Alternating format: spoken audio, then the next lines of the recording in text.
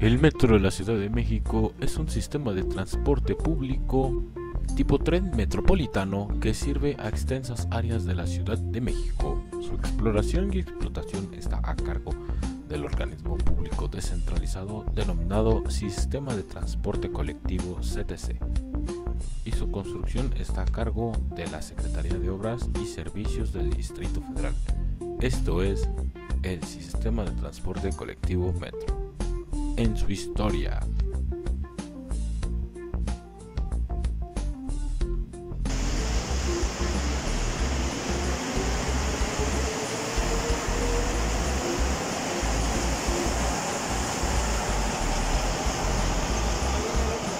¿Sí?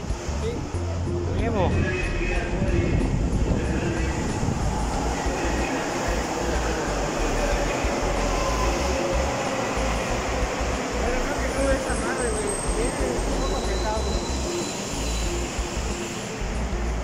¿Por qué surgió?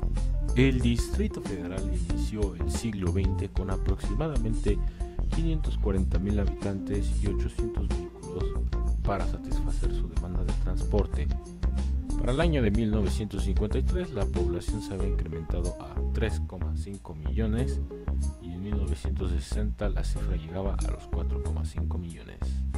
Para el año de 1964 había una fuerte tendencia hacia los 5 millones, en contraste con las 7,200 unidades de transporte público que circulaban por la capital, que casi un 40% de los viajes totales se hacen al centro de la Ciudad de México. El ingeniero Bernardo Quintana Arrioja, fundador de la empresa mexicana Ingenieros Civiles y Asociados, Sociedad Anónima de Capital Variable, hoy Empresas ICA, Sociedad Anónima Bursátil de Capital Variable, elaboró estudios que permitieron la creación de un anteproyecto y posteriormente un proyecto para la construcción de un sistema de transporte masivo en la Ciudad de México. La propuesta del proyecto se presentó en 1958 al entonces regente de la ciudad, Ernesto Pio Uruchurtu, conocido como el Mano de Hierro, regente de la Ciudad de México de 1952 a 1966, quien la rechazó al considerarla económicamente costosa. Uruchurtu había aconsejado al presidente en turno, Adolfo López Mateos, de negar el proyecto de metro en favor de promover más vías rápidas en la ciudad. Y en ese entonces México había roto relaciones con el Banco Mundial, por lo que carecía de una fuente fuerte para acceder a un financiamiento de gran magnitud, como lo era la construcción de una obra civil de ese tamaño. Luego de su visita a Japón en 1961, el ingeniero Bernardo Quintana impulsó dentro de su empresa ICA la idea del metro. Dentro del mismo se vaticinaba que el proyecto fracasaría, por lo que Quintana trabajaría en los siguientes años en el desarrollo del mismo, por propia cuenta. Dada la renuncia de Ernesto Pio Uruchurtu de la regencia, Quintana presentó nuevamente su proyecto en el sexenio de Gustavo Díaz Ordaz. De nueva cuenta, el obstáculo resultó, y ese era el costo elevado de la obra. El presidente Gustavo Díaz Ordaz decidió aprovechar el acercamiento del presidente francés Charles de Gaulle hacia Latinoamérica. Alex Berger, empresario francés, esposo de la actriz María Félix, amigo de Bernardo Quintana, quien fungió como mediador, relacionó a los gobiernos francés y mexicano para la obtención del crédito del primer gobierno por parte del gobierno de México. Alfonso Corona del Rosal, nuevo regente de la Ciudad de México para ese tiempo, convenció al titular del Ejecutivo, el presidente Gustavo Díaz Ordaz, de aceptar el metro, luego de que el alcalde de Montreal, Canadá, le mostrara la construcción del metro de esa ciudad con técnicas francesas, de que conociera el metro de París y de la confianza que tenía en Quintana en la ejecución de la obra civil o obra pública. Se optó por el sistema de rueda neumática por ser el más adecuado al suelo de la Ciudad de México, ya que absorbe el impacto de los hundimientos diferenciales y reduce el ruido por golpeteos, y ha sido probado en éxito en París y Montreal. Una de las principales preocupaciones del gobierno mexicano era la seguridad de la obra civil por las condiciones de la mecánica de suelos de esta ciudad. Por lo reducido del espacio en ciertas zonas de la ciudad para construir y por estar en un área fuertemente sísmica, se optó por formar una comisión de ingeniería entre México y Francia, resolviendo los distintos retos que planteaba el metro de la capital mexicana, basadas en la experiencia del metro de París.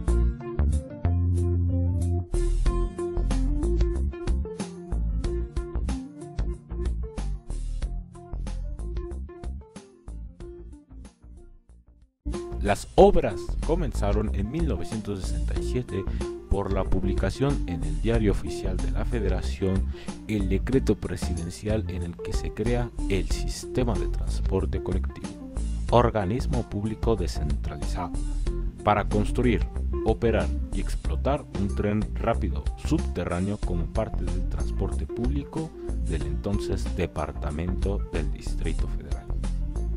La historia nació en el cruce de las avenidas Bucareli y Chapultepec, o José María Izazaga, donde hoy se encuentra el Mercado Juárez y el condominio Buen Tono, a unos cuantos minutos de la Secretaría de Gobernación. Una estrategia del gobierno es que, aunque no era su plan original, el gobierno de México cedió totalmente a Grupo ICA la obra civil y electromecánica, con el fin de aumentar la responsabilidad de esta última en caso de un fracaso. La obra tuvo un costo total de 2,530 millones de pesos, tiempo de 1969, con la inflación ha aumentado mucho más esa cantidad, de los cuales 1.630 provienen del crédito francés, es decir, más del 50%, 900 millones por parte del Departamento del Distrito Federal, y este último fue el encargado de la construcción del metro, es decir, que el gobierno federal comisionó al departamento para la construcción de la misma. En 1967 ya existían muchos problemas de movilidad. Se pensaba eliminar a los viejos tranvías, ya que ahora el metro transporta 4,2 millones de usuarios al día. La línea 1 estaba planeado que cruzara de extremo a extremo de la ciudad, es decir, de oriente a poniente. El 19 de junio de 1967 a las 12 horas iniciaron las obras en el sitio de Bucareli. Se basaba en un cajón subterráneo, que a este tipo de cajones se le llama Fórmula Milán, que fungía como un edificio horizontal. Para los cálculos iniciales de la obra se utilizaron computadoras de tarjetas perforadas, que eran computadoras IBM, y que hacían juego con los conocimientos de los ingenieros civiles. Durante las obras aparecieron los antiguos vestigios como el basamento de Hécatu, y también se encontraron los restos de la diosa Coatlicue, entre otras cosas como vasijas y muchas otras que el INAH pudo recuperar. Durante su construcción se planeó una arquitectura funcional y con un valor artístico. Para eso es invitado el arquitecto Félix Candela para la planeación de la línea 1 del metro.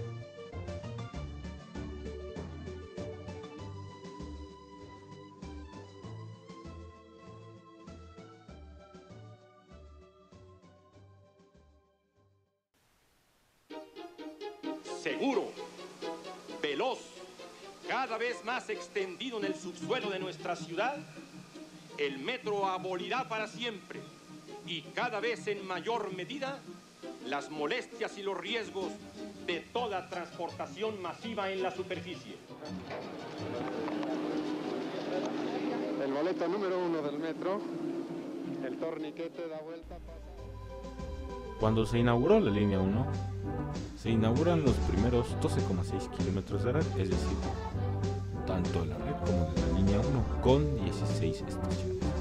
De aquí comienzan las etapas de construcción. Primera etapa. En 40 meses se completaron los primeros 40 kilómetros de la red, que involucraba a las primeras 3 líneas de metro. Llevó 15 años en total desde su propuesta en 1953 al regente Ernesto Uchuto, que lo canceló por las razones que ya mencionamos, hasta que en 1967 comenzó su construcción. Se contó con el apoyo del gobierno francés, tanto en trenes como en construcción y en financiamiento, ya que la CDMX era experimentada en pasajes de riel y puentes, más no en túneles o viaductos, o en este caso, en transportes subterráneos. Segunda etapa. El plan maestro contemplaba ampliaciones de la red, que eran las líneas 1, 2 y en ese tiempo la 3, la cual la línea 2 conectaría de poniente a oriente y al sur. Comenzaba de la glorieta de Tacuba y llegaría siguiendo por la calzada México. En su primer mapa de red llegó hasta la estación Tacuba y posteriormente se amplió hasta la estación Guadalupe. La línea 3, que en la segunda etapa comenzó sus primeras ampliaciones, vendría de Insurgentes y entraría por la avenida Guerrero hasta llegar a Bucareli, donde se debería desviar a la avenida Niños Héroes y continuar por la avenida Cuauhtémoc hasta la División del Norte, donde seguiría por avenida Coyoacán hasta llegar a Copilco, donde se desviaría a Ciudad Universitaria. Durante el gobierno de Luis Echeverría Álvarez no hubo construcción del metro, ya que consideraba que era una obra civil demasiado costosa. La tercera etapa de la red y también la segunda comenzarían en el gobierno de José López Portillo, y en este sexenio hubo más obras de metro que en ningún otro sexenio. Etapa 3. La línea 3 primero llegó a Tlatelolco, después a La Raza. Aunque originalmente quería llegar a Politécnico y al sur de llegar al Centro Médico se amplió a Zapata, de Zapata se amplió a Universidad. Es decir, que en una sola línea de metro se conectaban ambas casas de estudio. Al final, la línea 5 sería la encargada de conectar a Politécnico y la línea 3 llegaría a Indios Verdes para abrir la puerta a la autopista, o en ese caso a la carretera que comunica con Pachuca Hidalgo. Después de esta etapa, en su primera fase, llegó la línea 4, 5 y 6. En esta etapa se amplía la línea 1 a Pantitlán para conectarla con la respectiva línea 5 ya que esta línea quería desahogar a la línea número 1, pero llevarla más al norte. Para la línea 4, que fue la solución en viaducto elevado, se contó con el apoyo de Francia, que tenía mucho campo en la materia.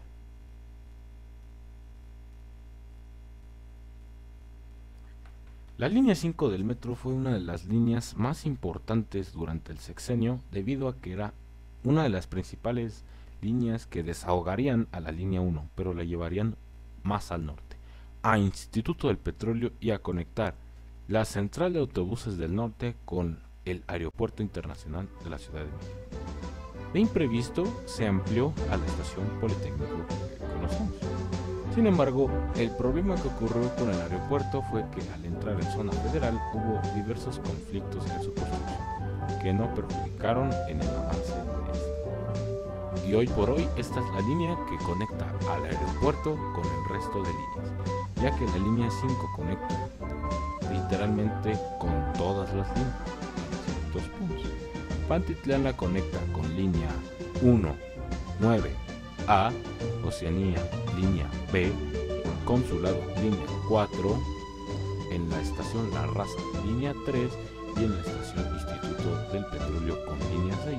Es decir, la línea 5 pasa por las líneas más importantes del metro y con dos líneas secundarias o de muy baja afluencia. La línea 5, la estación terminal aérea. El día de hoy nos encontramos aquí, ya que esta es una de las principales estaciones de la línea 5 del metro.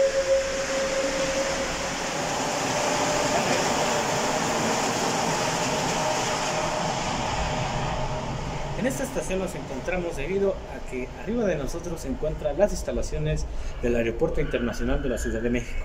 Esta fue una de las principales estaciones que generaron polémica durante su construcción, debido a que como estaba ingresando a zona federal, entonces se tuvo que hacer un tratado, un convenio entre el Grupo Aeroportuario de la Ciudad de México y obviamente el sistema de transporte colectivo. En ese año, bajo el Departamento del Distrito Federal, que en ese tiempo estaba presidido por el presidente José López Portillo.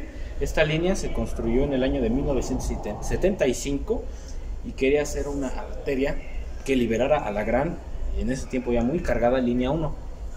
Pero lo que nadie comenta es que esta línea, a final de cuentas, terminó siendo en gran medida un fracaso, ya que en lugar de descongestionar a la línea 1, que era más cargada, y esta la iba a llevar más al norte, esta línea fue de menor afluencia debido a que circulaba por una avenida que es primaria, lo cual es Avenida Circuito Interior. Esta línea fue una de las principales que durante su construcción involucró una remodelación a la imagen urbana. Es decir, afuera de las estaciones se colocó alumbrado público, se colocaron escaleras, se colocaron en algunos casos árboles, en fin. La obra civil que involucró esta línea fue una de las más importantes de la red del metro. La cuarta etapa comienza con la construcción de las líneas 6 y 7.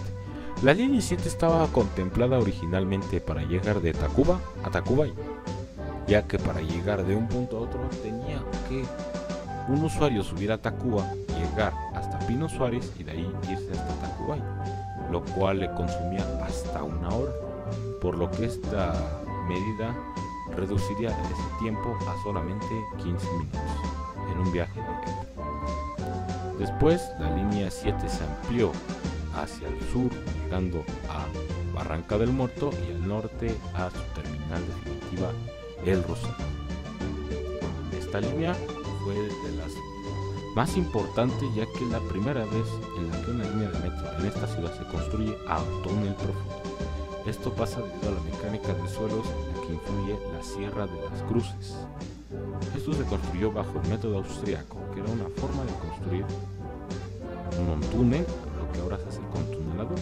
Esta línea terminó en 1982. La línea 6, que fue inaugurada del Rosario Instituto del Petróleo, después se amplió a Martín Carrera para dar conexión con la línea 4.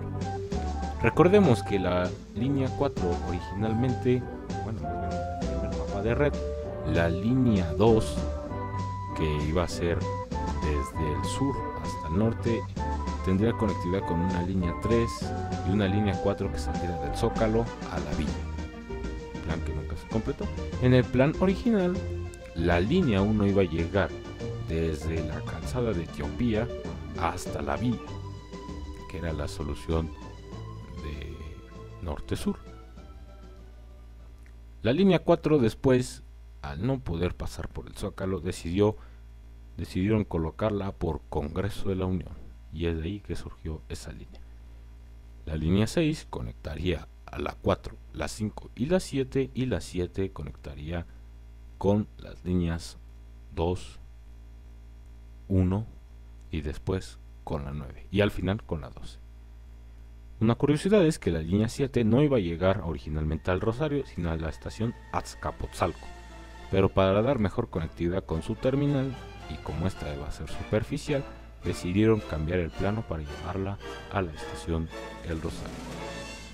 En esta etapa también estaban comenzando las obras de línea 8, que solamente llegó a las escarbaciones debido a que se suspendió la obra, ya que la línea 8, la primera, iba a llegar desde la villa o Indios Verdes hasta Ejército de Oriente o Ejército Constitucionalista, pasando por Lagunilla, Zócalo, Pino Suárez, es decir, por el centro de la ciudad. Para ese tiempo existía una ley que era la Ley de Protección de Monumentos, que todavía está en vigor, y que sabían que el metro, por el tipo de obra civil, podría hacer daños a la infraestructura, ya que ésta sí pasaría directamente por la mitad del centro histórico. Los que lograron clausurar la obra, después de que el gobierno fue férreo y no querían cancelar la obra y querían construir el metro, y el metro, a consecuencias de que podría hacer un gran daño al patrimonio histórico, fue el INAH, el cual consiguió su obra. Solamente las obras que se hicieron fueron algunos levantamientos de banqueta y pues obviamente estaban levantando la plancha al Zócalo, que no llegó a más. Después de esto, la línea 8 quedó en pausa. En esta etapa mejor se dio prioridad a línea 9, que sería una línea que conectara de punto a punto con la línea 1, es decir, una línea express a la línea 1, ya que saldría de Pantitlán hasta Observatorio, pero en la práctica no ocurrió. Las razones: se cree que al haber 3 correspondencias con la misma línea no sería factible construir hasta Observatorio. Muchos dicen que sí se construyó, pero que es una estación abandonada, o que durante su construcción ocurrió un derrumbe. Ambas no han sido comprobadas. Ahora el metro se amplia a Observatorio y se construye la línea A, que es inaugurada en el año de 1991 y que da conexión a la terminal más concurrida, Pantitlán, con el Estado de México. Es la primera en su tipo. El Estado de México, al no participar o destinar presupuesto para esta, el metro cobró un viaje adicional para solventar los gastos de obra en esta línea, que apenas se eliminó en el año 2015. La quinta etapa ocurre cuando la línea 8 por fin se construye. Después de su primer trazo original, iba a haber otro trazo que quería llegar a Pantitlán, pasando por el centro de igual manera, y en este caso ya sería por Eje Central. La línea 8 se modificó en salida de Indios Verdes, pero en lugar de entrar a Lagunilla, entrara a lo que hoy es la estación Garibaldi y tomara el Eje Central. De ahí hasta la estación Obrera, tome unas calles, se incorpore a Chabacano, tome unas calles y se dirija a lo que es el eje 1 Oriente, que hoy es Avenida Trabajo, en ese tiempo Calzada de la Viga, y de igual se siga desviando hasta llegar a Metro Santa Ana. Igual que se siga desviando hasta llegar a la Avenida Francisco El Paso y Troncoso, y de ahí seguiría su ruta hasta la estación Escuadrón 201, donde cambiaría por Ermita y Santa hasta su terminal Constitución de 1917. Llegaría más al sur, más a Iztapalapa.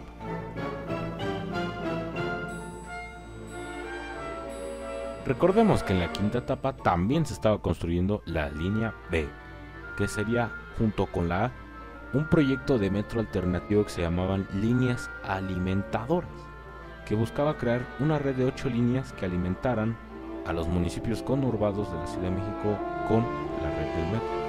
Eran alimentadoras porque serían de tipo férreo y serían muy independientes a la logística del metro. La línea B fue la última línea en formar parte de este proyecto, ya que después el proyecto se canceló, y fue resultado de la unificación de la línea 10 del Plan Maestro de 1985 y la línea alimentadora B, que se juntaron y se convirtió a rodadura neumática debido a que el error de diciembre no permitía la adquisición de trenes nuevos, es decir, que se usaron los viejos trenes MP68 rehabilitados que existían en línea 1 y 5. Es por eso que la línea B y 8 tienen muchas similitudes en la arquitectura de sus estaciones subterráneas, y es porque ambas se construían a la par, en la misma etapa de red. Por último, la sexta etapa involucra la construcción de la línea 12 del metro, que fue una modificación de la línea 8 del metro, ya que originalmente quería llegar a Coxpa, y la línea 12 iba a llegar de lo que es Mixcoac a Constitución de 1917. Al ya existir la línea 8, pretendían hacer un switch que conectara ambas líneas, así es que mejor lo que se hizo fue cambiarla a Tláhuac. Estaba entre Coxpa y Tláhuac, y esta última, Tláhuac, fue la que ganó, debido a que no tenía metro y se debían usar transportes que eran muy contaminantes. Esta línea fue muy polémica debido a sus métodos de construcción y a la gran cantidad de dinero que se desvió propiamente de los recursos que no se supieron aprovechar. El metro ha sido tan famoso que desde su inauguración generó fascinación en México y el mundo. Es por eso que la cinta de El Vengador del Futuro se grabó en la estación Chabacano, en la línea 2 y sobre todo en la línea 9, donde se desarrollan las escenas.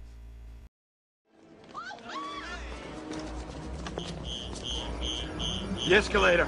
You four go up. You come with me. Get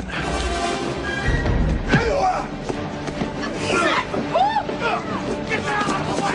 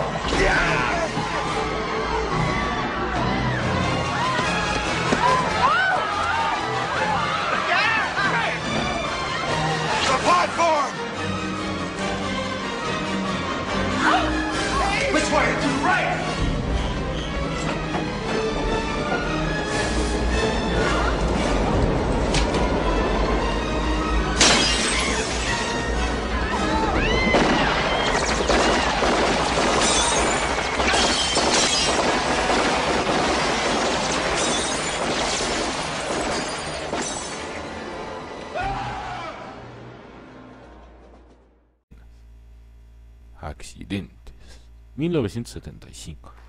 El lunes 20 de octubre de 1975 ocurrió un accidente en la estación Viaducto, cuando el tren MP 68008 con problemas mecánicos permaneció en Viaducto y por negligencia del conductor del tren 010 que salió de Chabacano y que por la velocidad del tramo comercial le dio alcance al otro tren que estaba estacionado, donde ocurrió el siniestro.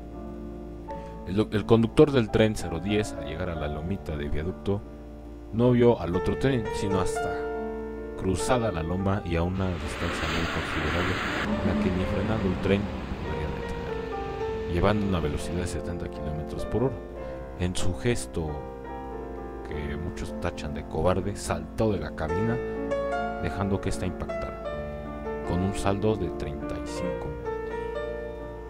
El saldo, las motrices destruidas M009 y M010 y el techo de la estación devastado.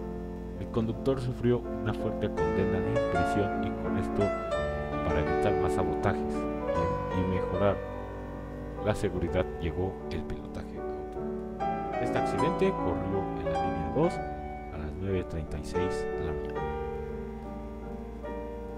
Oceanía.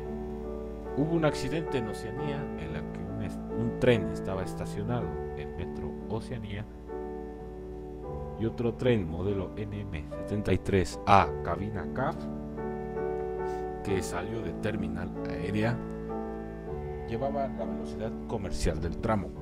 Sin embargo, no se le avisó que existía un tren en la siguiente estación, además de que estaba el periodo de lluvias y este tren aumentó de más su velocidad comercial, lo cual generó una tragedia. Se desconoció la cantidad de muertos, se cree que no hubo muertos, solamente hubo daños en los trenes, obviamente, y en la estación propia, que fue de igual cuenta los techos. Después de ese accidente, en el tramo Terminal Aérea Oceanía se colocó techado en todo el tramo para tratar de evitar que el agua que en ese tiempo fluía del peñón de los baños, que cae directamente al ser una lomita, se acumule, y además para que la velocidad comercial no se vea afectada por la lluvia y mucho menos los trenes derrapen.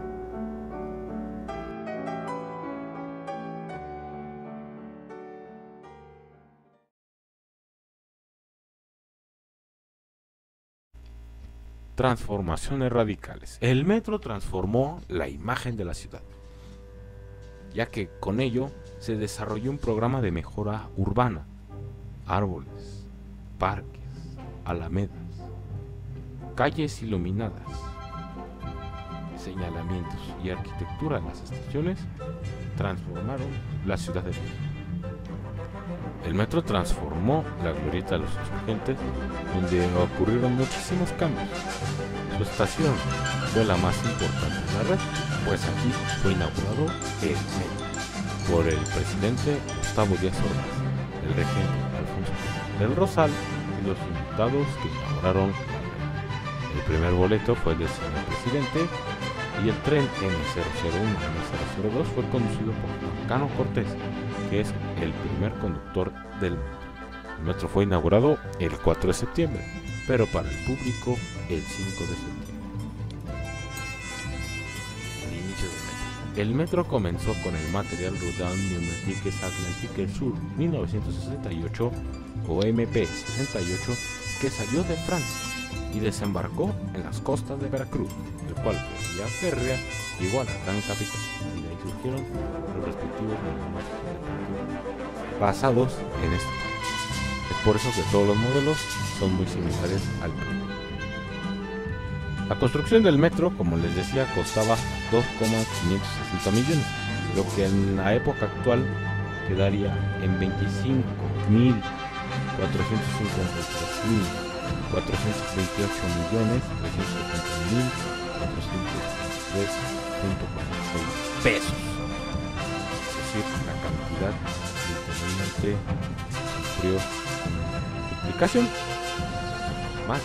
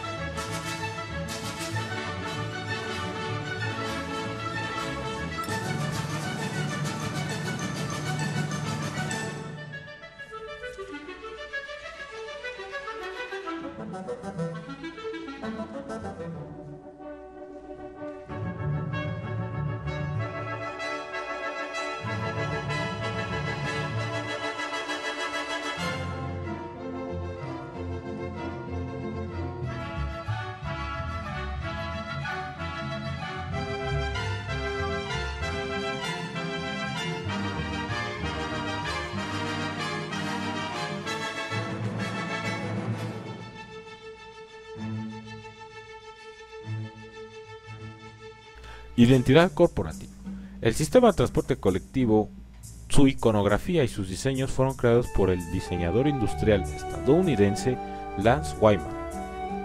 Wyman participó en la creación del diseño gráfico de los Juegos Olímpicos México 1968, lo cual transformó la identidad gráfica de la capital, ya que él hacía referencia a la historia, cultura y esencia del lugar, es decir, de la estación, y con ello proporciona a los usuarios información y orientación de forma clara, con el objetivo de hacerlos encontrar su camino. Recordemos que esto surgió ya que existía una alta tasa de analfabetismo en el país, muchas personas obviamente no sabían ni escribir, y la forma más rápida de llegar era a través de un icono que representara la colonia. Un ejemplo, Merced, con su icono que representa un huacal o un cajón con manzanas, nos da a entender que es un mercado. Pino Suárez, por su cuenta, nos representa la pirámide de Ecatl. Valdera nos representa un cañón que hace alusión a los cañones que se encuentran en el parque de la ciudad. Además, también se basa en impactar la identidad de la colonia o barrio de la estación donde está ubicada. Y esto se siguió conservando hasta la línea 12, la cual ya nos siguió lo que se conoció como el Manual de Identidad Gráfica de Lance Wyman. En 2019, Lance Wyman regresa a la Ciudad de México para hacer la nueva identidad gráfica de los transportes, con ello renovando, después de 50 años, el logotipo del metro, para hacerlo moderno. Parque Vehículo. El sistema cuenta con 390 trenes, tanto en el año 2018, ahora cuenta con los 400 trenes, los cuales 331 son de rodadura neumática de caucho. Obviamente tenemos diferentes modelos, 27 de rodadura férrea de 6 carros, 12 trenes de rodadura férrea, así ya son 13, 9 carros y 30 trenes de rodadura férrea y 7 carros.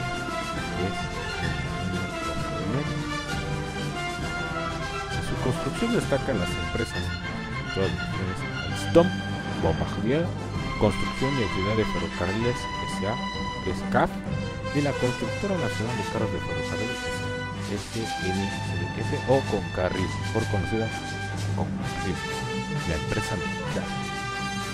Los primeros trenes denominados como Intercity fueron diseñados por el diseñador industrial Robert Taylor, por encargo de la empresa, en este caso Alstom. La distribución de los trenes por líneas es de la siguiente manera. Línea 1 tiene 49. Si agregamos los 10 trenes que acaban de llegar, tienen 59. La línea 2 tiene 40 trenes modelo NM02. La línea 3 tiene 50 trenes, entre los que se destacan el NM79 y el NM83. Línea 4 tiene 12 trenes, que son NM73A y B. Línea 5 tiene 25, que es NM73A, B y MP68. Línea 6 tiene 17 trenes, en los que destacan NM73A y B. Línea 7 tiene 33, en los que destaca un NM02, varios trenes MP68, muy pocos, varios trenes NM73B y NM73A, así como algunos NM79. Línea 8, 30 trenes. En esta línea circulan los trenes de algunos modelos NM79, MP82 y NM83 en algunos casos. Línea 9. Circulan 29 trenes, en los que destacan algunos NM79, NM83A y B, y obviamente destaca el NC82. No mencionamos que en línea 1 circulan los trenes N92, MP68, NM83A, NM83B y algunos NM79. Ahora N16, que es un tren de nuevo ingreso. En la línea 12 circulan 30 trenes, todos de rodadura férrea, que es el F10. En línea A circulan 39 trenes, de los cuales son FM86A, FM95A y FE07. Por último, en línea B circulan 36 trenes, todos MP68, R94 y R96. El sistema que utiliza es un ancho de vía ruedas de seguridad de 1,435 milímetros, es decir, 1,4 metros, que es estándar. Los trenes de rodadura neumática, además de emplear ese ancho de vía, necesitan una superficie de rodamiento para los neumáticos, por lo que tienen un ancho de vía de 1,993 milímetros.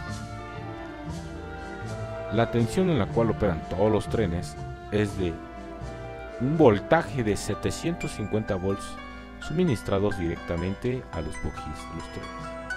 Los trenes de rodadura neumática lo tienen de la tensión, es decir, de la fricción que ocurre entre la zapata, o en este caso el mecanismo de conducción eléctrica que se encuentra al costado de la zapata, y es una superficie metálica, con la barra guía, que es la que conduce la electricidad, que están colocadas a un costado de la superficie de rodamiento. Las podemos encontrar al final de la pista, es decir, al final de la vía, a los costados izquierdo y derecho. En cambio, los trenes de rodadura férrea utilizan un pantógrafo. Vemos que las catenarias manejan el mismo voltaje, que es 750 volts, y el pantógrafo lo transforma y lo recibe el mecanismo. La distribución de los carros es carro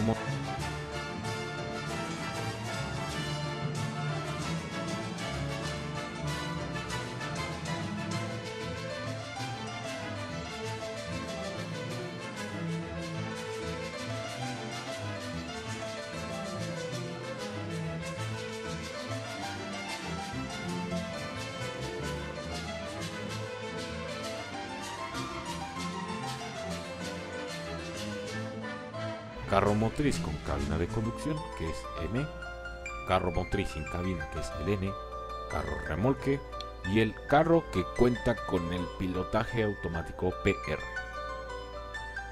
La configuración de los trenes de 9 carros es motriz, remolque, N, PR, pilotaje automático, N, remolque, motriz. Y en los de 6 carros es motriz, remolque, motor, pilotaje automático, motor. Los de 7 carros es M, R, N, PR, R y M, o en algunos casos N. Parque vehicular. El parque vehicular es el original, el MP68 neumático, que es proporcionado por la compañía Alstom, es de procedencia francesa. Le sigue el NM73A, que fue el primer tren construido en México bajo el soporte de Alstom en la fábrica de Concarril de Ciudad Sahagún. Es de México, al igual que su amigo el B y el C, que solamente fueron 2 trenes de esta familia, pero esta familia, al salir defectuosa, no se suele considerar, ya que sus carros fueron reconvertidos a serie B, lo que es un modelo fantástico. NM79, ya con mucha experiencia en el campo, fue el primer tren que construyó México de forma solitaria, es decir, con sus propias tecnologías. Es de Concarril. Después tenemos el MP2, que se solicitó a Francia. Por el retardo que Francia tuvo en estos trenes, se le pide a Francia que entregue trenes, es a la empresa Bombardier, y es el NC82. Después México construye sus propios carros, el NM83A y B. Asimismo fue el primero en construir el FM86, de rodadura férrea, el primer tren férreo. Recordemos que Concarril fabricó uno de los trenes que fueron afectados en un atentado terrorista para el 2007, el MC-76. El 92 es el primer tren construido en España, de rodadura neumática, construido por Construcciones y Auxiliar de Ferrocarriles, es CAF. FM95A fue construido entre Bombardier, Concarril y CAF. Escuchen, Bombardier, Concarril, ese fue construido en México, es férreo, mientras que el NM02 fue construido ya por Bombardier Transportation México, que Concarril ya perdió la marca y pasa a ser Transportation México, y CAF. es de tipo neumático y circula en línea 2 y 1 en 7. El FE07 es férreo y circula en línea A, construido por CAF. El FE10 circula en línea 12, construido por CAF, es férreo. Y por último, el NM16, de fabricación mexicana, aunque es de partes españolas, fue construido por CAF México. Los dos últimos, el FE07 y el 10, fueron construidos totalmente en España. El FM95 y el NM02 se construyeron en la planta de bombardeo con carril en México. Algunas reconversiones que tuvieron fueron las siguientes. El MP68 se rehabilitó por Bombardier en el año 1993, por lo que su nomenclatura es MP68R93. Mientras que el rehabilitado en el 96 solamente cambiamos R96. El NM73A, todos sus trenes fueron rehabilitados por CAF, por lo que se le reconvirtió la serie A sus cabinas. Hubo otros trenes que fueron rehabilitados por los técnicos del sistema de transporte colectivo, mientras que la familia B conservó su cabina original, fueron rehabilitados por los técnicos. Por último, el MP82 está siendo rehabilitado por los técnicos del sistema de transporte colectivo en colaboración con Alstom Mexicana y SADC. Planes maestros. Los planes maestros era un instrumento o documento utilizado para determinar las metas de movilidad a cubrir en el sistema de transporte colectivo.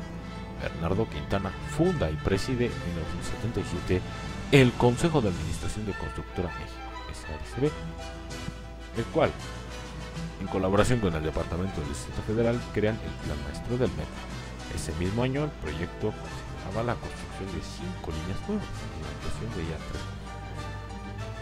Para el año de 1985 se crea uno de los programas más importantes de los planes maestro.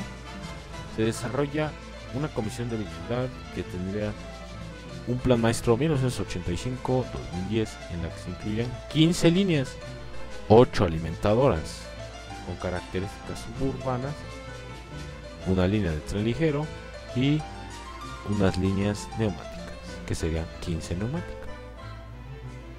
La línea B era la última ruta construida basándose en el plan de 1985 y se unificó de la línea 10 y la línea D de este último. La línea B, recordemos que es una línea alimentaria. La Covitur transfirió a la Secretaría de Transporte y Vialidad del Distrito Federal, en una transición democrática en la Ciudad de México, la coordinación del Plan Maestro del Metro y trenes ligeros, por lo que en el año de 1996 se presenta el Plan Integral de Transporte y Vialidad, el Plan Maestro de Metro y trenes ligeros, en la que se incluyen 3 horizontes, 2003, 2009 y 2020, con una red propuesta de 483 kilómetros, compuesta de 14 líneas neumáticas, 3 férreas y 10 líneas de tren ligero, ambas integradas al mismo sistema. Las versiones de línea propuestas eran línea 10 de Eulalia Guzmán a Cuicuilco, que es la línea 1 del Metrobús, Santa Mónica Bellas Artes, que fue concesionada pero no se concretó por oposición vecinal. Este iba a ser un monorriel en la concesión. Línea 13 de San Lázaro a Parque Naucali fue de baja factibilidad. La línea C de Cuautitlán a Izcalli al Rosario quedó suspendida. La línea D iba a ser de tipo troncal entre el tramo Santa Lucía por Ecatepec hasta Coacalco, donde aquí se bifurcaría en la línea D1 que iría a Ojo de Agua y en la D2 a Santa Clara. Recordemos que de estas dos líneas saldría el troncal que llegaría a Santa Clara, y de Santa Clara saldría la ampliación de la línea 4 del metro, que en lugar de San Martín Carrera llegaría acá. Las ampliaciones de metro sería de Martín Carrera a Santa Clara, Ecatepec, de Politécnico a Tlalnepantla, de Martín Carrera a Villa de Aragón, la 7 de Barranca del Muerto San Jerónimo, la 8 de Garibaldi Indios Verdes, la 9 de Tacubaya Observatorio, la A de La Paz a Chalco y la B de Buenavista a Hipódromo, es decir, el Hipódromo de las Américas. La versión actual del Plan Maestro, que se inscribió en 2019, contempla la realización de la ampliación de algunas pequeñas líneas como la 5, la 6 retomadas del plan original, la línea A, la 8 que llegaría a La Raza y al sur a Santa Marta, la ampliación de las líneas 12 y 9 a Observatorio y posiblemente una ampliación de la línea 4, que ahora sí sería una mega ampliación, ya que ellos planean desde Santa Clara hasta Periférico. Actualmente el metro conforma una red de más de 200 kilómetros, 195 estaciones por el momento y 12 líneas en servicio. Es la columna vertebral del sistema de transporte colectivo y es la columna, el cerebro de la Ciudad de México, la que le da forma a nuestra capital. Sin este transporte esta ciudad no tendría sentido ni forma.